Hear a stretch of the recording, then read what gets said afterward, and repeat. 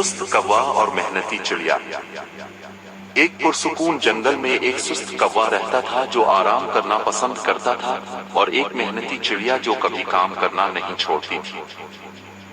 कौवा अक्सर चिड़िया का मजाक उड़ाता था, कहता था, तुम इतनी मेहनत क्यों करती हो, बगैर किसी कोशिश के हमेशा खाने को बहुत कुछ मिलता है। एक दिन एक तूफान आ रहा था। मेहनती चिड़िया ने जल्दी से अपना घोंसला मुकम्मल किया, जबकि सुस्त कौवे ने कुछ नहीं किया। जब तूफान आया, कौवा पनाह ढूंढने के लिए जिदोजहद कर रहा था, जबकि चिड़िया अपने मजबूत घोंसले में आराम से बैठी हुई थी। तूफान के बाद कौवे ने मेहनत की कदर को समझा और अपने तरीके बदलने का फैसला किया। इस दिन के बाद कौवा और चिड़िया ने मिलकर काम किया, एक मजबूत दोस्ती और महफूज मुस्तकबिल बनाया। कहानी का सबक: मेहनत का फल हमेशा मीठा होता है।